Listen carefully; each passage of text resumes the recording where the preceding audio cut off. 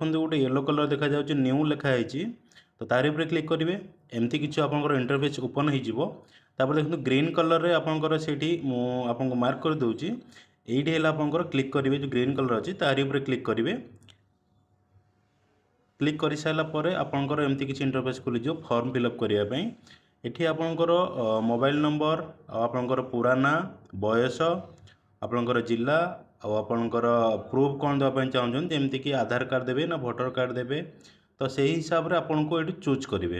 ଠିକ୍ ଅଛି। ତ ଫାଇନାଲି ଏସବୁ ଫିଲ୍ଅପ୍ କରିସାରିଲା ପରେ ଲାଷ୍ଟରେ ଗ୍ରୀନ୍ ବଟନ୍ରେ ସବମିଟ୍ କରିଦେଲେ ଆପଣଙ୍କର ଫର୍ମ ଆପଏଣ୍ଟମେଣ୍ଟ ବୁକ୍ ହେଇଯିବ। ଠିକ୍ ଅଛି। ତ ଦେଖନ୍ତୁ ଏଠି ମୁଁ ଡମି ପାଇଁ କିଛି ନମ୍ବର ମୁଁ ଏଣ୍ଟର କରୁଛି।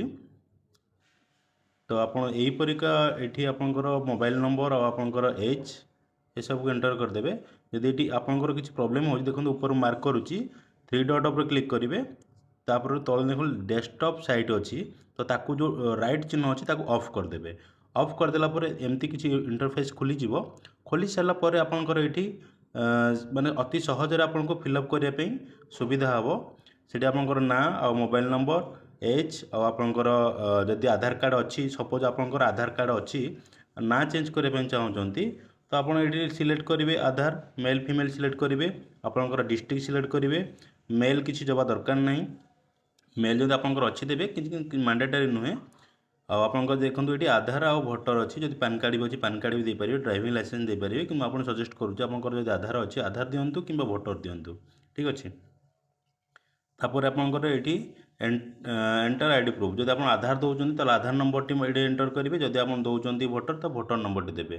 ତାପରେ ଏଠି ଆପଣଙ୍କର ପୁରା ସମ୍ପୂର୍ଣ୍ଣ ଆଡ୍ରେସ୍ ଲେଖିଦେବେ, ଯେମିତିକି PO PS ଡିଷ୍ଟ୍ରିକ୍ଟ ପିନକୋଡ଼ ଏସବୁ ଲେଖିଦେବେ। ଲେଖିଦେଇ ସାରିଲା ପରେ ଆପଣଙ୍କର ଗୋଟେ ଡକୁମେଣ୍ଟ ଆପଣ ଯାହା ସେଇଠି ଦେଉଛନ୍ତି, ଯଦି ଆପଣଙ୍କ ପାଖରେ କିଛି ପ୍ରୁଫ୍ ଅଛି, ଯେମିତିକି ଆଧାର କାର୍ଡ଼ ଆଉ ଆପଣଙ୍କର ଭୋଟର କାର୍ଡ଼ ହେଲା, ଯଦି ଆପଣଙ୍କର ସପୋଜ୍ ଆପଣ ଗ୍ୟାଜେଟ୍ କରିଛନ୍ତି, ଆପଣଙ୍କର ଗ୍ୟାଜେଟ୍ଟି ରିଟର୍ନ ହୋଇଯାଇଛି କିମ୍ବା ଓକାକ ତାକୁ ଆକ୍ସେପ୍ଟ କରୁନାହିଁ, ତାହେଲେ ଆପଣ ସେଇଠି ଆପଣଙ୍କ ଗ୍ୟାଜେଟ୍ ଆଉ ଆପଣଙ୍କର ଆଧାର କାର୍ଡ଼ ଭୋଟର କାର୍ଡ଼ ଏସବୁ ଆପଣ ଏଠି ସିଲେକ୍ଟ କରି ତାକୁ ରାଇଟ୍ ଚିହ୍ନରେ କ୍ଲିକ୍ କରି ସବମିଟ୍ କରିଦେବେ। ଠିକ୍ ଅଛି।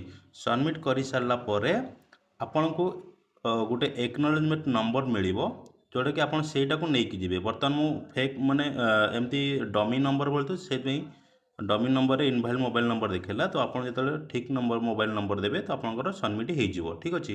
ସବମିଟ୍ ହେଇସାରିଲା ପରେ ଆପଣଙ୍କୁ ତା'ର ଏମିତିଆ କିଛି ଏକ୍ନୋଲେଜମେଣ୍ଟ ନମ୍ବର ମିଳିଯିବ, ଯେଉଁଟାକି ଦେଖନ୍ତୁ ମୁଁ ଯାହାର କରିଛି ତ ତାଙ୍କର 74 ହେଲା ସିରିଏଲ୍ ନମ୍ବର। ଠିକ୍ ଅଛି। ଆପଣଙ୍କୁ ଏଠି ଶୋ ହେଉଥିବ। ତ ଏହିପରିକା କରିବେ। ଭିଡ଼ିଓକୁ ଯଦି ନୂଆ ଦେଖୁଛନ୍ତି ପ୍ଲିଜ୍ ଚ୍ୟାନେଲକୁ ସବସ୍କ୍ରାଇବ୍ କରିଦେବେ। ଦେଖା ହେବା ନେକ୍ସଟ ଭିଡ଼ିଓରେ। ଜୟ ଜଗନ୍ନାଥ।